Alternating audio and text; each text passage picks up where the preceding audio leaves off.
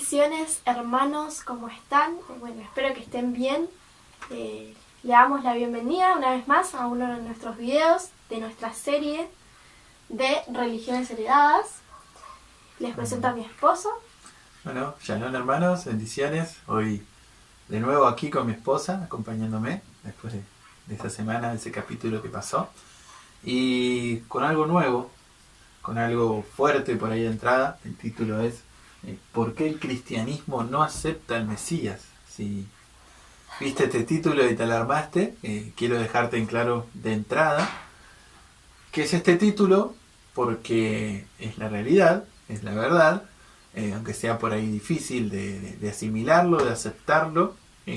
A lo largo de este video vas a entender por qué decimos esto, pero tiene que ver con qué tipo de Mesías, qué características tiene, en qué contexto, cuál es su identidad. Tiene que ver con eso, ¿no? Entendemos, el mundo conoce como Jesús, que es el Mesías, nosotros creemos en él, le decimos Yeshua, pero estamos hablando en tal caso de la misma persona.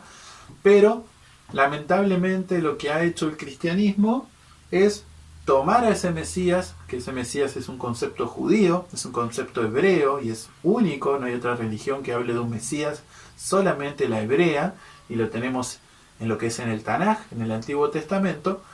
El cristianismo ha tomado ese Mesías, lo ha vestido de greco-romano, le ha puesto esas costumbres, esa identidad, lo ha despojado de todo lo que tenía que ver con la cuestión hebrea. Si venís viendo nuestros programas vas a entender bien lo que estamos diciendo. Y han presentado al mundo eso, ¿no?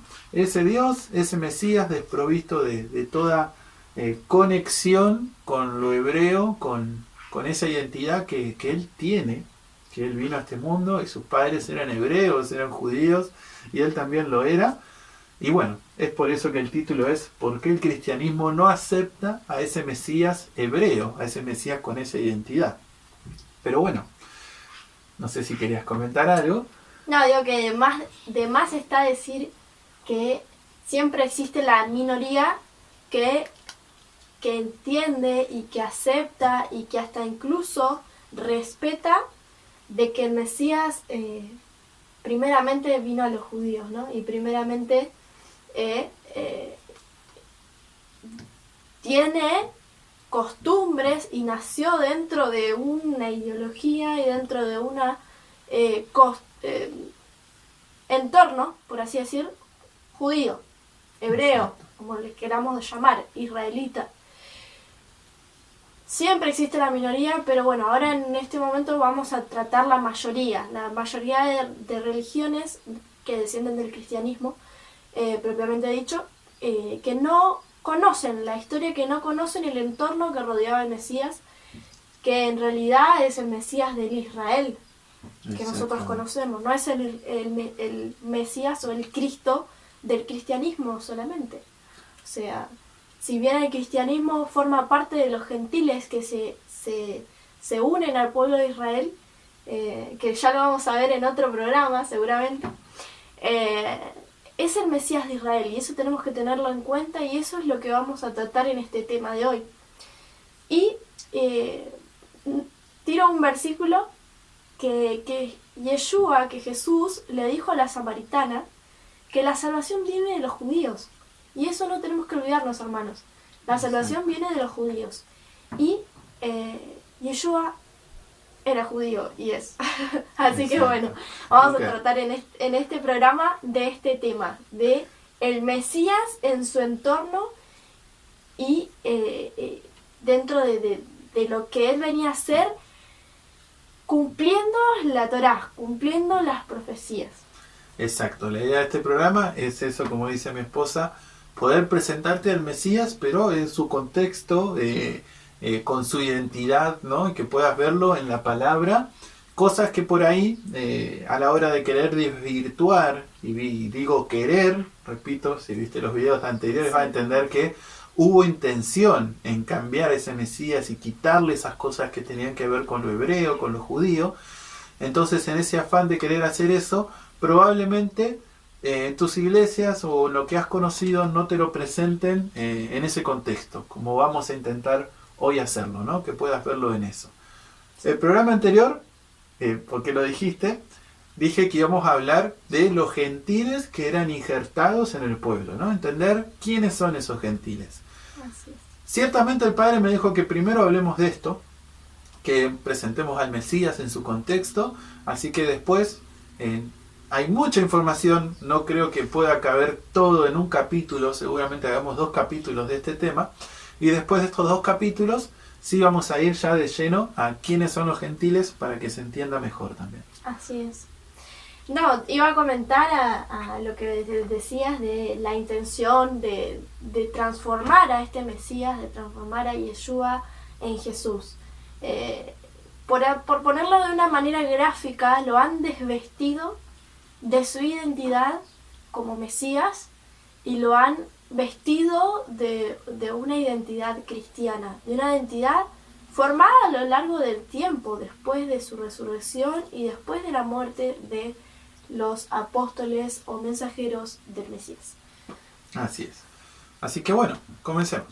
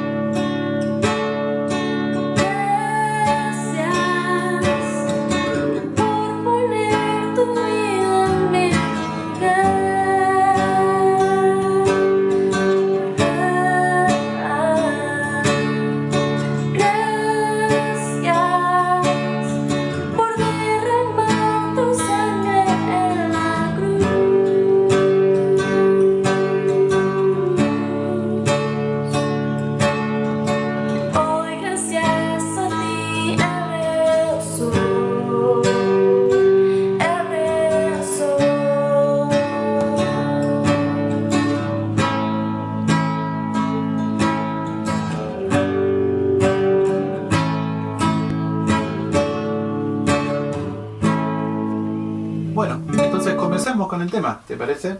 Vamos con la primera cita que tenemos, que es Lucas 24, del versículo 17 en adelante hasta el 27, que es cuando Jesús resucitado, Yeshua resucitado, y habla con 2 de sus discípulos y veamos qué les dice. Les dijo: ¿qué palabras son estas que conversáis entre vosotros mientras camináis? Se detuvieron con rostros sombríos. Y uno de ellos, llamado Cleofás, respondió y le dijo: ¿eres tú el único forastero en Jerusalén que no ha sabido las cosas sucedidas en ella en estos días? Les dijo: ¿cuáles? Ellos le dijeron: las cosas acerca de Yeshua el Nazareno, quien fue un varón profeta, poderoso en obra y palabra delante de Elohim y de todo el pueblo, y cómo los principales sacerdotes y nuestros magistrados lo entregaron para que fuera condenado a muerte, y lo crucificaron. y nosotros esperábamos que Él era el que iba a libertar a Israel. Pero además de todo esto, ya es el tercer día desde que acontecieron estas cosas. Aunque algunas mujeres de entre nosotros nos asombraron después de ir muy temprano al sepulcro, pues al no hallar su cuerpo, vinieron diciendo que habían visto una visión de ángeles, los cuales dijeron que Él vive. Y algunos de nosotros fueron al sepulcro y hallaron tal como había dicho las mujeres, pero a Él no lo vieron. Entonces Él les dijo: «Oh, insensatos y tardos de corazón para creer en todo lo que hablaron los profetas. ¿Acaso no era necesario que el Mesías padeciera estas cosas y entrara en su gloria?» Y comenzando desde Moshe y siguiendo por todos los profetas, les explicó en todas las escrituras las cosas referentes a Él mismo. Bueno, amén.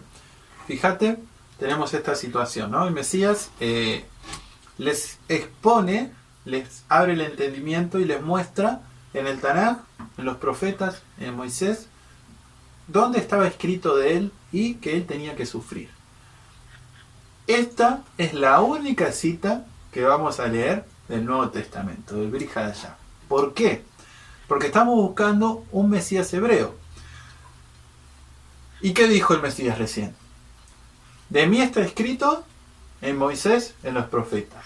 No necesitamos del Nuevo Testamento para mostrar cuál es el Mesías, para mostrar cómo es el Mesías, qué tenía que hacer el Mesías, qué le tenía que pasar. No necesitamos el Nuevo Testamento para eso. Porque el Mesías lo dijo. A ver, no estoy hablando en contra del Nuevo Testamento. Estoy diciendo, el Nuevo Testamento aporta mucha luz, ¿no? Pero con respecto a esto, nos basta lo que se conoce como el Antiguo Testamento. Y para ser sinceros y justos, si estamos buscando un Mesías hebreo, tenemos que buscarlo en la escritura hebrea. Tenemos que buscarlo en el Antiguo Testamento, en el Tanaj. Vamos a utilizar esos métodos, esas reglas hebreas para intentar verlo ahí. Por eso hay algunas cosas que la vamos a tocar en hebreo, siendo que estamos buscando a un Mesías que ya sabemos que, ¿qué dijo? De mí está escrito en los profetas y en Moisés. Algo que tiene que ver con un concepto hebreo, algo que tiene que ver con un pueblo hebreo, con un pueblo de Israel. Entonces, vamos a utilizar esas herramientas, ¿no? Vamos a utilizar el Nuevo Testamento para mostrar cómo o cuál o qué tenía que hacer el Mesías. Nos vamos a basar en eso. No, pero además, como dice Yeshua, dice acá en la escritura que desde Moisés hasta los profetas le explicó todo lo referente al Mesías. Y nosotros hoy por hoy mucho no hemos tocado el Antiguo Testamento porque ya en el Nuevo se nos ha revelado, ¿no? Pero qué necesario es y qué importante es volver a las raíces, volver al origen y realmente plantearnos, a ver, ¿dónde está el Mesías en el Antiguo Testamento? Ya que fue anunciado, ¿no? Exacto. No está mal volver al Tanaj, volver a los profetas, volver a Moisés, para encontrarlo ahí, ¿no? Porque de seguro que así como Jesús, como Yeshua les mostró a sus apóstoles, les mostró a sus discípulos todo lo que estaba profetizado acerca de él, y les abrió el entendimiento y les abrió los ojos, yo creo que para nosotros también es muy importante verlo desde ahí, encontrar a nuestro Mesías desde el principio. Exacto. Además, para tener una regla y saber diferenciar qué cosas del Mesías me enseñaron que son doctrinas de hombre, no es bíblico. Perdón, pero ¿no crees que pudo haber pasado eso? Vimos en la historia que se intentó cambiar el Mesías, se intentó cambiar su esencia. La palabra nos habla de anticristo. Anticristo es en lugar de Cristo, en el lugar del Mesías, ¿no? Entonces, puede que haya ideas, enseñanzas de un Mesías que en realidad no son bíblicos. Entonces, ¿cómo puedo saber esto? Yendo a la fuente, yendo al Antiguo Testamento y viendo cómo tiene que ser el Mesías, qué tiene que hacer. Es una buena regla para saber qué me enseñó el hombre y no está en la Biblia, y qué por ahí sí me enseñó el hombre, pero está en la Biblia. Así que bueno, ahí tenemos la primera y esta es un poco la regla que vamos a usar. Así que empecemos a ver cómo tenía que ser el Mesías y qué tenía que hacer. Vamos primero a Génesis 3.15. Génesis 3.15. Y pondré enemistad entre ti y la mujer, y entre tu simiente y su simiente. Él aplastará tu cabeza cuando tú hieras su calcañar. Bueno, aquí podemos ver algunas características ya del Mesías, ¿no? Una, ¿cuál es? A ver, derrota a la serpiente. es una de las características. Le aplastará la cabeza, dice, ¿no? Sabemos que la serpiente, después nos lo dice la palabra, que es Satanás. Entonces va a derrotar al mal, va a derrotar al enemigo. Va a ser una de las características de este Mesías. ¿Cuál va a ser la otra? Que antes que él le dañe la cabeza, que derrote, que le aplaste la cabeza, va a ser herido por la serpiente en su talón. Exactamente. Entonces, sufriente, va a sufrir, va a haber algo que la serpiente va a lograr hacerle a este Mesías que le va a hacer sufrir, le va a hacer pasar algo. Y por último, la tercera, van a ser de una mujer. No va a ser un ángel que descienda del cielo, no va a ser un espíritu, no va a ser nada extraordinario, va a ser alguien que nazca de una mujer, ¿no? Como nosotros. Ahí ya vemos 3 características que va a tener este Mesías que nos encontramos en Génesis 3:15. Pero avancemos un poco más. Otra está en Salmos 45, versículos 6 y 7. Tu trono, oh Elohim, es eterno y para siempre. Cetro de equidad es el cetro de tu reino. Has amado la justicia y aborrecido la impiedad. Por eso te ungió Elohim, el Dios tuyo, con óleo de alegría más que a tus compañeros. Cetro de justicia, ¿cómo decía el primer versículo? Cetro de equidad es tu reino. Va a ser un rey. Un poquito antes, como dice. Tu trono, oh Elohim, es eterno y para siempre. Fíjense, está hablando, es extraño. Después algún día vamos a hablar de esto, ¿no? Pero Dios le está hablando a Dios, ¿no? Dios le está hablando y le está diciendo a otro Dios o a Dios, le está diciendo que su trono es eterno. Ahí vemos ya una característica que es divino, divinidad de ser Dios, de ser Elohim, ¿no? Entonces le dice Dios, vos sos Dios y tu trono es eterno. Y después la segunda característica es, que esta la vamos a detallar un poco más, que es ungido, ¿no? Pero tenemos otra con respecto a esta, que es Miqueas 5, versículo 1. Miqueas 5:1. Rodéate ahora de muros, hija de guerreros. Nos han sitiado, con vara herirán a la mejilla al juez de Israel. Pero tú, Bethelem, Efrata, pequeña para estar entre las familias de Judá, de ti me saldrá el que será caudillo en Israel, cuyo origen es desde el principio, desde los días de la eternidad. Ahí tenemos otra, ¿no? Este que va a reinar, este caudillo, dice que es desde sus días, es una expresión de como que es desde la eternidad, ¿no?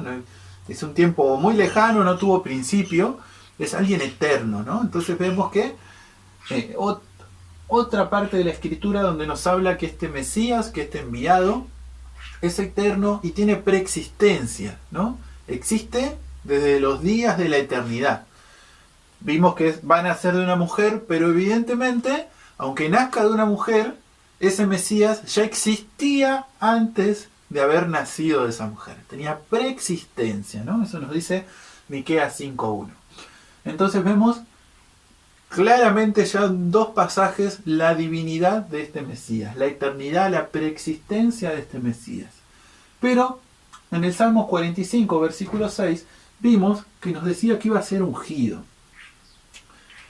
La palabra Mesías, Mashiach en hebreo, significa ungido. Y hay muchos ungidos. A ver, el sacerdote era ungido. El rey era ungido.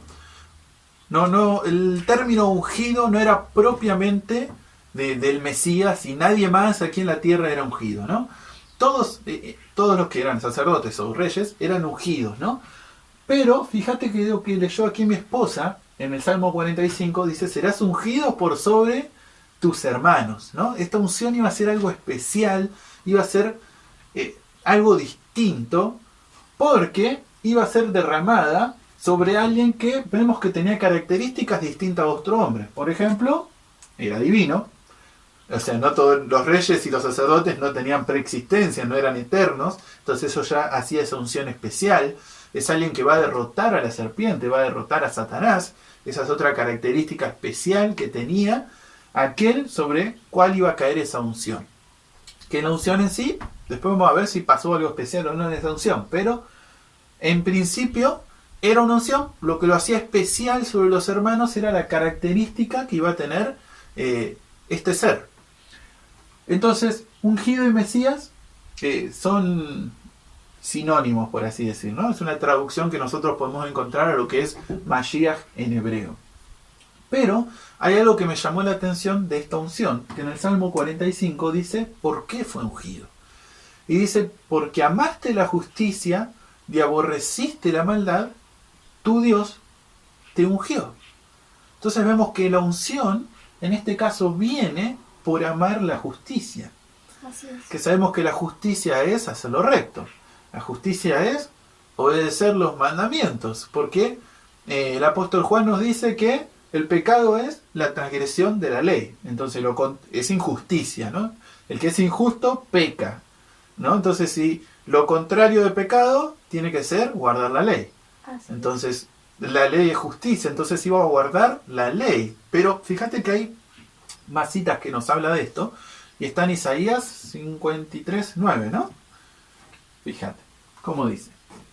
Le fue dado un sepulcro entre los perversos. En su muerte él estaba con un hombre rico, aunque él no había hecho violencia, ni engaño fue encontrado en su boca. Fíjate. Bueno, ahí sin querer, casi imposible de separar, vemos otra característica, ¿no? Que su sepulcro, ¿con quién fue? Con los ricos, dice, ¿no? Uh-huh. Y eso es, vemos que, bueno, iba a ser sufriente, por consecuencia parece que iba a morir, iba a ser sepultado, iba a ir a un sepulcro, y hasta en ese sepulcro iba a ir su lugar con los ricos, dice.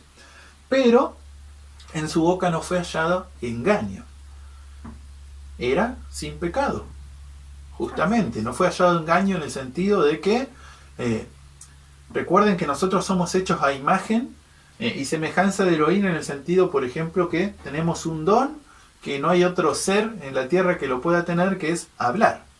Y vemos nosotros en Génesis que todo fue creado por medio de la palabra, y Dios dijo y fue hecho. Entonces el hecho de que no hay engaño en su boca no simplemente significa que nunca mintió, por así decir, sino que lo que ha hecho, ¿no? Porque el verbo habló y fue hecho, tiene que ver con lo que nosotros podemos hacer, con nuestras obras también. Nada de lo que él hizo se halló engaño, se halló perversión, se halló maldad, porque ha sido guardador de la ley. Pero vamos a ver una más que está, ¿en dónde? ¿Salmos cuánto? Salmos 40, versículos 6 al 8. Bueno. Dice, sacrificio y ofrenda no te agradan. Has abierto mis oídos. Holocausto y expiación no has demandado. Entonces dije, he aquí, vengo. En la cabecilla del rollo está escrito acerca de mí. Oh Dios mío, el hacer tu voluntad me ha agradado, y tu ley está en mis entrañas. He proclamado las buenas nuevas de justicia delante de la gran congregación. Bueno, tenemos mucho ahí en realidad, ¿no? Nosotros vamos a empezar por el punto que nos trajo este versículo, ¿no? En concreto, nos dice que ¿qué hay en el medio de sus entrañas? ¿Qué hay en el medio de su corazón? La ley, ¿no? Y me dice, me ha agradado hacer tu voluntad. O sea, tu ley está acá adentro y me agrada hacer lo que vos me decís, me agrada guardar tus mandamientos, le dice a Dios. Entonces vemos que es alguien que guarda la ley, es alguien que no ha transgredido la ley y que por esto fue ungido. Sé que no es el tema, pero fíjate vos si has conocido cuando se habla mucho en las iglesias de la unción, ¿no? De ser ungido por el Espíritu, que es esto, que es lo otro, que es hablar en lengua tal vez, o hacer esto, que eso es lo otro. Y fíjate qué nos dice la palabra aquí. Fue ungido, ¿por qué? No se mira lo anterior, ¿no? El mérito para ser ungido. ¿Cuál era el mérito para ser ungido? Que andes en los caminos del Señor, que estés guardando la ley, ¿no? Si no, la manifestación de poder que puedas tener, guarda. Porque si no estás guardando la ley y empezás a hablar en lengua, por ahí esa lengua no viene de Adonai, ¿no? No, es que además, yendo al hebreo, la palabra ungido es alguien que se aparta, que se lo destina para un uso de Adonai, para un uso santo, ¿no? Sabemos que cuando, desde el templo, desde la vista del templo, cuando Dios consagraba algo, lo ungía con aceite, era para un uso especial, para un uso sagrado. Y cuando hablamos de ungido, cuando hablamos de unción del Espíritu,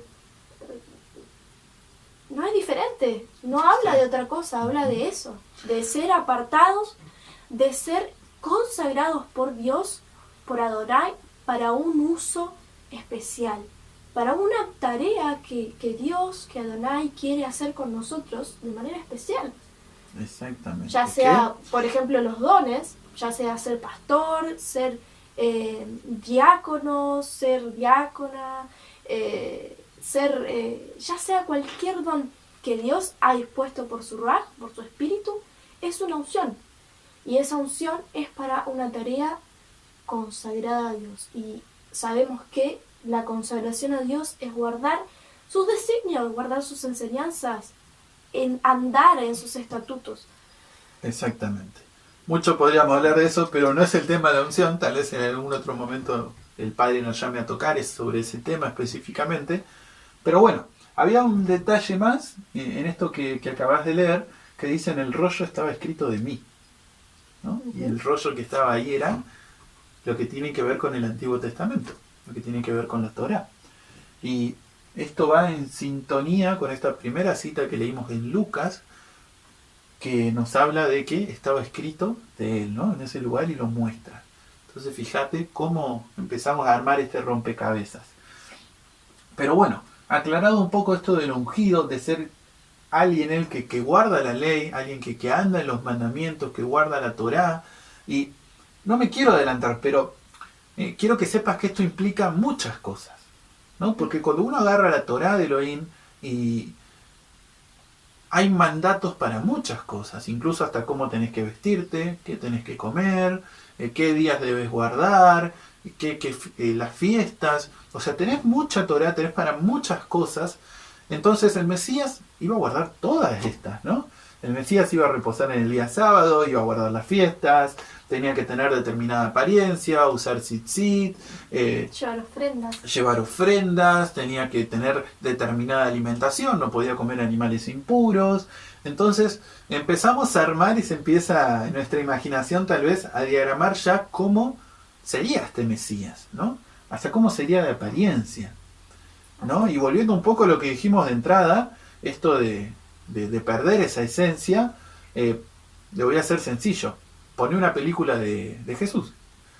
Poné una película moderna de Jesús y fíjate qué cosas hace, si guarda una fiesta, o si se habla del sábado, o si él tiene la vestimenta de que nos indica la Torá. Fíjate y vas a ver que no, que está desprovisto de todas esas cosas que dice la Torá, y estamos viendo que él tiene que guardar la Torá, tiene que guardar las leyes, el Mesías, ¿no? Sí, quizás la minoría, como decíamos al principio, quizás la minoría de las películas que hablan de Yeshua o cuentan su historia puede llegar a mostrarte un poco la vestimenta que tenía, pero yo hasta ahora no he visto. Bueno, continuamos entonces. Vamos a ver en Génesis, vamos a empezar a ver las descendencias, de dónde él tenía que venir, de dónde tenía que descender, digamos, genéticamente, ¿no? Humanamente, porque vimos que él tenía preexistencia, él existía antes de que venga y nazca de una mujer en este mundo, ¿no? Ella tenía existencia, incluso vimos que hay un versículo que se le llama Dios también, ¿no? Pero vamos a ver sobre esta tierra, por qué linaje, por dónde él tenía que empezar a venir. Y eso lo encontramos en Génesis 22, versículo 18. Génesis 22, 18. Y en tu simiente serán benditas todas las naciones de la tierra, en recompensa por obedecer mi voz. ¿La simiente de quién? ¿A quién le estaba hablando ahí? A Abraham. Bueno, ahí tenemos el primero, ¿no? Nosotros te vamos a anotar acá. las descendencias. Por ahí no vamos a leer todas por una cuestión de tiempo, ¿no? Tenemos a Abraham. Después, ¿quién sigue? Bueno, sí, Isaac. Isaac. Isaac en Génesis 17, 19. Bueno, ¿y después quién tenemos? Bueno, después de Isaac viene Jacob. ¿Y es donde podemos Génesis encontrarlo? 28, 14. ¿Y después? De David en Jeremías Estamos a David, ¿no? 23, 5.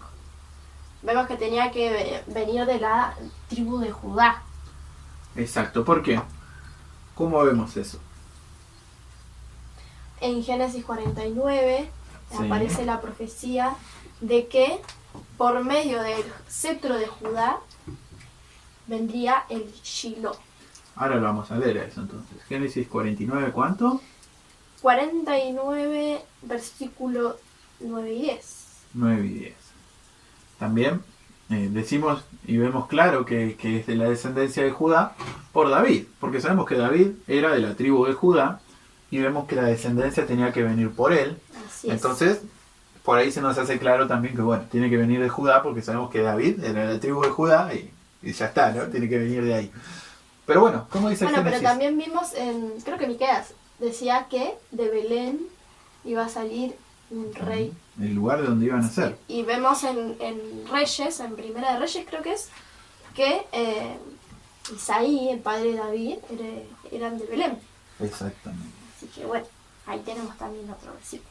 Tenemos un versículo incluso de humanamente dónde iban a ser, ¿no? En qué lugar, en Belén iba a ocurrir este nacimiento. Así es. Pero bueno, veamos la de Génesis 49, 10, de que iba a venir de la tribu de Judá. Así es. Dice, el cachorro de león es Judá. De la presa subiste, hijo mío. Se agazapa y acecha cual león y cual leona. ¿Quién hará que se levante? Y el versículo 10, que sería en específico, dice, no será quitado el cetro de Judá, ni el legislador de entre sus pies hasta que llegue Shiloh, y sea suya la obediencia de los pueblos. Bueno, fíjate, y lo cual a mí me sorprende, ¿no? Y vamos a entender un poco por qué. Hasta que venga Shiloh, ¿no? Para nosotros Shiloh, ¿qué es eso? Incluso es interesante que, por ahí las más modernas no, pero la Reina Valera del año 60 hasta por ahí, siguen poniendo Shiloh, no lo traducen. Y vamos a entender un poquito por qué. Y es porque esta palabra en hebreo, Shiloh, es una de las palabras difíciles de traducir al español, ¿no? Porque en hebreo es como un concepto profundo, es una palabra que puede ir mutando. Te cuento que en hebreo, bueno, en español también pasa, pero en hebreo pasa todo el tiempo y muchas veces, que una palabra tiene muchos significados, ¿no? Y no es necesario que los significados se parezcan. A veces, no sé, es un decir, no te estoy diciendo que algo sea así, pero a veces por ahí una palabra significa amor y también significa ira, ¿no? Dos cosas totalmente extremas, pero en hebreo pasa y pasa bastante seguido y tenés muchas definiciones. Entonces, a veces pasa que se encuentran con palabras que les son difíciles de traducir. Yo te puedo decir la parte que sí, digamos, para que vos entiendas, pero tampoco es lo que literalmente sería traducir. Shiloh quiere decir aquel que es temible. No significa alguien que infunde temor. No te equivoques en eso. Pero Shiloh se ha traducido y se ve a lo largo de la palabra como que es a alguien que se le tiene que llevar o ofrendas o regalos porque es alguien temible. Es alguien del cual uno tiene que tener temor. Entonces, O como dice el dicho, mejor de tenerlo de amigo que de enemigo, ¿no? Claro, algo en ese sentido. Pero es difícil, o sea, tampoco la definición literal sería temible. O sea, es alguien que estar en la presencia de él te va a generar un poco de eso, ¿no? Un poco de autoridad, un poco de eso como para que podamos entender qué es, ¿no? Pero va por ese lado. Y fíjate que es interesante que vamos a encontrar, a medida que vayamos avanzando, distintos nombres que va teniendo este Mesías, ¿no? No es que simplemente se le llama Mesías y nada más, ¿no? E incluso en realidad no, bueno, a veces se le llama el ungido, pero tiene muchos nombres, muchos títulos, ¿no? Porque el nombre en hebreo significa a veces una cualidad, algo que va a ser, algo que es, ¿no? Entonces por eso se le puede poner muchos nombres, que no, para nosotros en español no solemos asociar el nombre con una cualidad de alguien, ¿no? Bueno, Entonces, sí, es que desde el principio, desde Génesis o Bereshit, ya las madres cuando nacían le daban a sus hijos un nombre característico, un nombre que le daba carácter. Vemos que a Jacob le puso Jacob y te dice la palabra que significa el sustituto, ¿no? Y vemos después en el futuro cómo Jacob, al tomar la primogenitura que era de Esaú, lo sustituye, ¿no? Y bueno, con Yeshua es igual. Es igual, exactamente. Todo nombre que se le da desde el Tanaj, desde el principio, son características de él. Exactamente.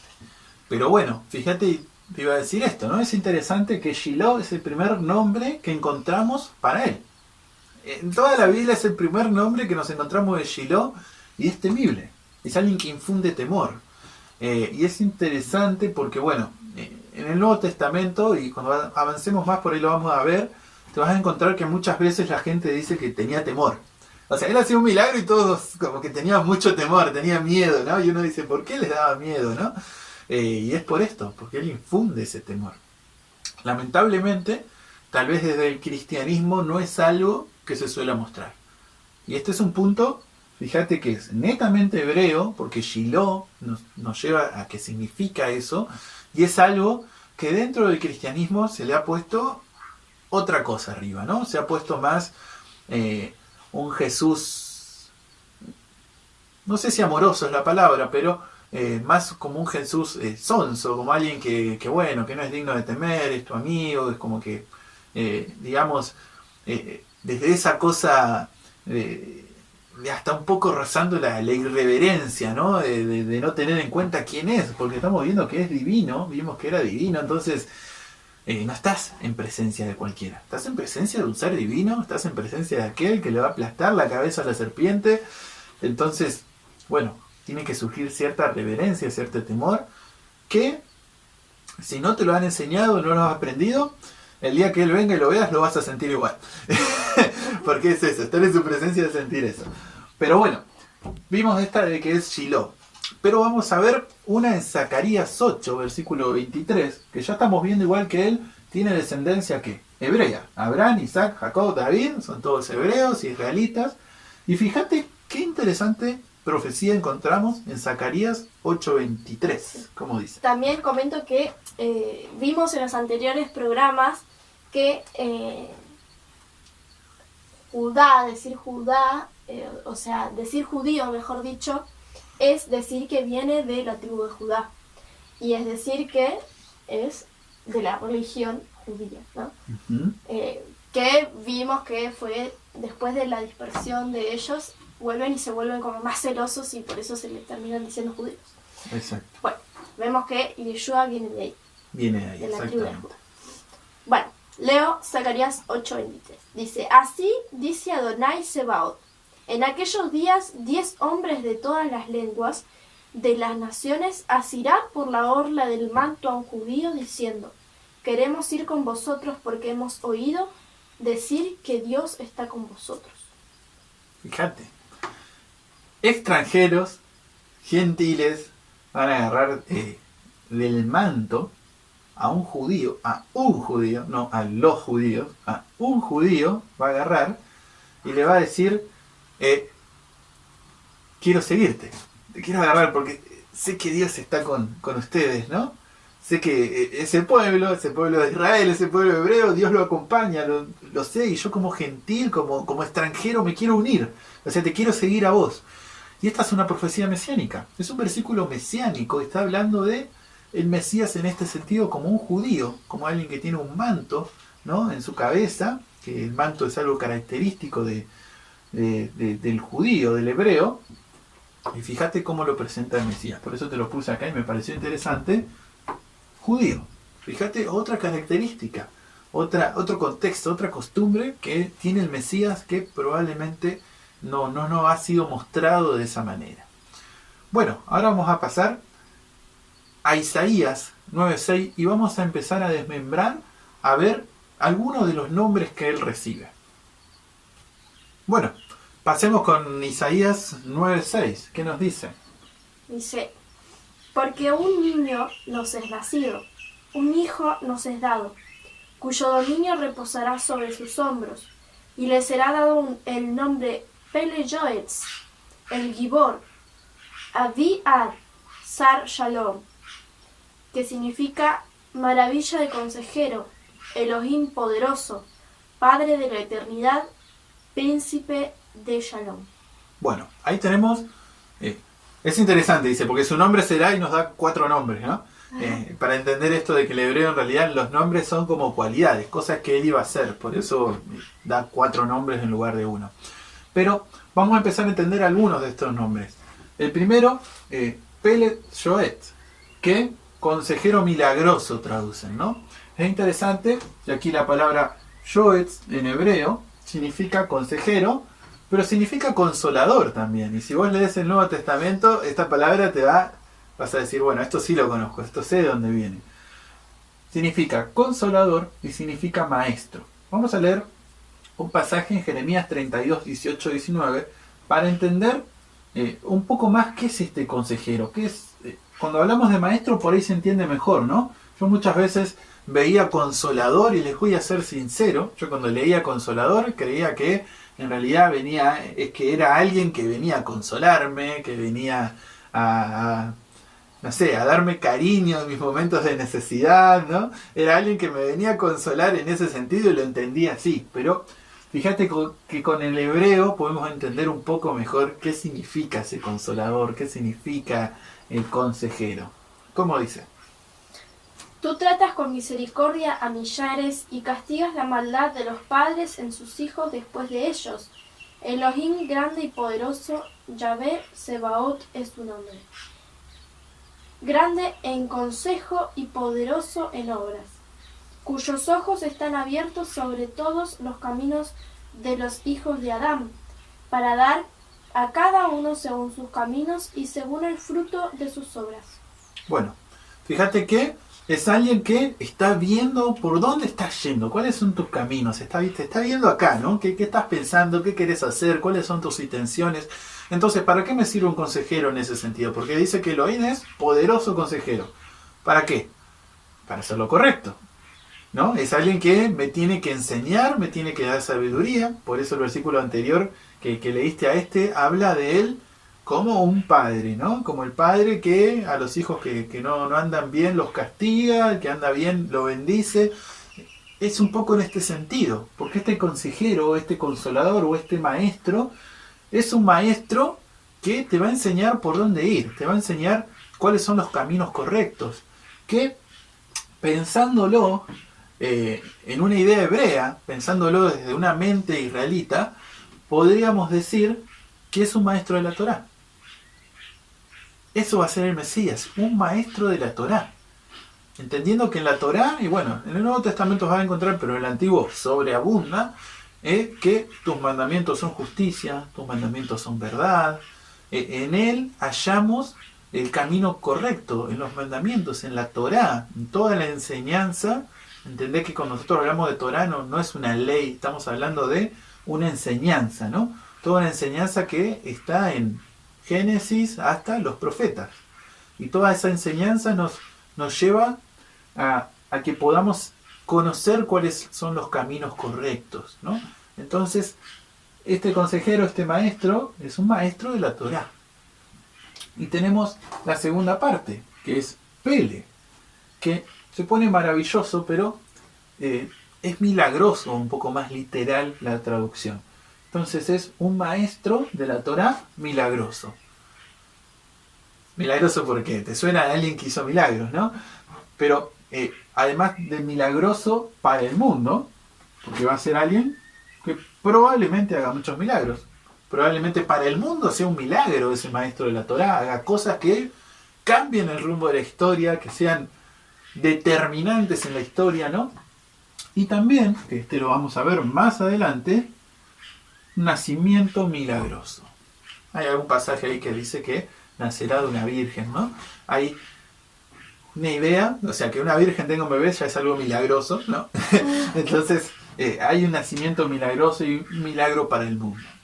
Esto podemos decir de solamente el primer nombre, de Pele Yoetz. Vamos al segundo.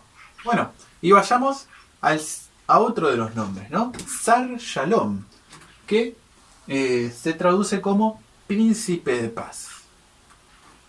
¿Qué puede significar esto? Primero vemos que el Mesías, lo vimos en Génesis 3:15, él viene a este mundo, viene a derrotar a la serpiente, viene a derrotar el mal, viene a intentar solucionar, o a solucionar, mejor dicho, un conflicto que nace en Génesis, ¿no? ¿Por qué? Esta intervención de esta promesa que hallamos en Génesis 3:15 es a raíz de que el hombre peca, es a raíz de que el hombre le hace caso a la serpiente, entonces había que solucionar este conflicto que había iniciado en la humanidad. Entonces es alguien que, si es príncipe de paz, la paz la tiene que traer al mundo. La paz la tiene que traer donde hay caos, ¿no? Donde estamos en problemas, donde la humanidad se corrió, bueno, la idea es que él traiga paz, ¿no?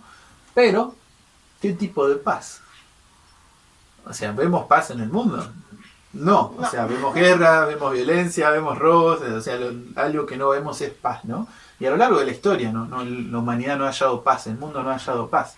Ahí sí vamos a ir cerrando y vamos a leer 3 citas del Nuevo Testamento para que termines de entender este concepto, ¿no? De qué tipo de paz es que nos trae este Mesías.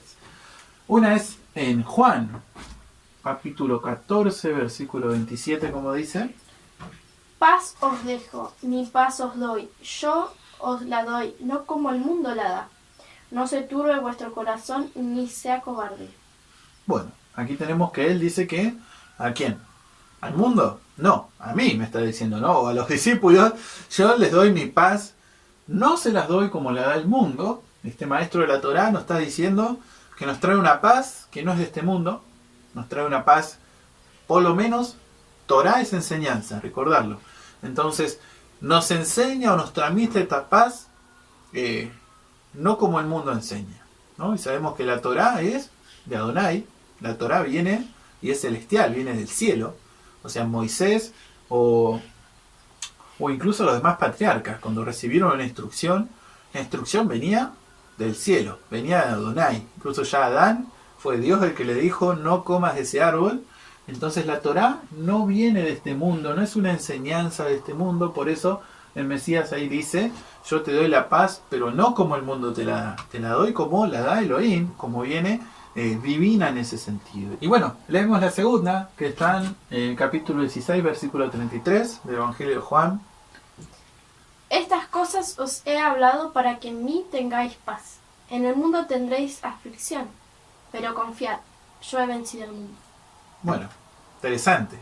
Parece que la paz no está en el mundo, porque dice que en el mundo va a haber aflicciones, ¿no? En el mundo no va a estar bueno, pero dice, yo te digo estas cosas para que vos tengas paz, aunque en el mundo no haya este tipo de paz, o haya conflicto, o haya aflicciones.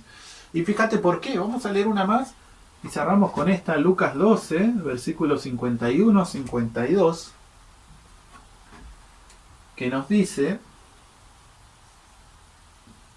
¿pensáis que vine a traer paz en la tierra? No, os digo sino división. Porque de ahora en adelante, 5 en una casa estarán divididos, 3 contra 2 y 2 contra 3. Bueno, ¿vino a traer paz al mundo? No. ¿Qué paz entonces vino a traer? ¿Qué paz es la que en otros lados me dice yo te doy mi paz? ¿Qué paz puede ser? Paz interior. Adentro. Por eso te dicen, en el mundo vas a tener aflicciones, pero yo te doy la paz adentro, no como el mundo te la da. El mundo no te puede dar una paz interior. Yo sí. Te puedo dar esa paz interna, que a pesar de que en el mundo haya aflicciones, haya problemas, vos aquí adentro vas a estar en paz, vas a estar tranquilo. Amén. ¿No? Que, fíjate vos, los apóstoles pasaron por aflicciones, pero con gozo, en paz, ¿no? Porque entendieron esto, vivían esto. Así es. Pero bueno, hasta aquí llegó la primera parte. Tenemos que seguir desmembrando los nombres, lo que viene hay un hombre que es bastante importante, que es bastante revelador, que vamos a verlo en los programas que vienen. También vamos a ver otras cosas, cualidades que él tenía que tener y cosas que él tenía que hacer. Aquí vemos mezclado, ¿no? Tenía que nacer de una mujer, tenía que ser divino, tenía que ser un consejero, un maestro de la Torá, tenía que hacer milagros, algo milagroso. Vimos que su preexistencia, vimos su unción, de qué manera iba a ser ungido, de una manera especial, vimos sus descendencias, ¿no? De Abraham, de Isaac, de Jacob. Fuimos viendo un poquito mezclado, qué cosas él tenía que venir de una manera, como sus descendencias, pero qué otras cosas él iba a hacer cuando viniera, ¿no? Incluso vimos, por último, que no, por ahí una de las más que es difícil que te la enseñen, la que vimos en Zacarías, que iba a ser judío, y que le iban a tomar del manto los extranjeros, los gentiles, iban a tomar del manto a él como judío y le iban a decir, bueno, yo quiero ir con vos, quiero ser parte de los pactos porque entiendo que Elohim está con vos. Así que es. Contundente cita, la verdad, no la había leído nunca y me pareció súper reveladora y profunda. La verdad que sí. Muy profunda. Pero bueno, amados, espero que sea de bendición estos videos, que te sirvan para poder crecer, para poder conocer más al Mesías, poder conocer más a nuestro Elohim, a nuestro Dios, que puedas entender más cómo Él era, para que nosotros también podamos entender mejor cómo tenemos que ser, ¿no? Porque Él es nuestro ejemplo, tenemos que seguir sus pisadas, y que podamos entender mejor cómo es este Mesías y qué tiene que hacer y cómo fue Él, qué guardó, qué no guardó, qué hizo, qué no hizo y qué me manda a hacer y qué no me manda a hacer. Así que bueno, si te gustó, compartilo, dale me gusta, comentanos si querés agregar algo, si querés compartir algo que tal vez no hayamos compartido, en fin, todo comentario siempre es para edificación, lo tomamos así. Y bueno, por mi parte será hasta el capítulo que viene, hermanos. Así es. Y por mi parte los saludo, les recuerdo que cualquier consulta, cualquier pedido o también contribución, lo que usted en su corazón encuentre, puede escribirnos a los números nombrados en el principio del video. Sí, bueno, ahora te están apareciendo. También, por acá. Les deseamos que tengan un hermoso día y que les haya sido de bendición este video. Shalom. Shalom.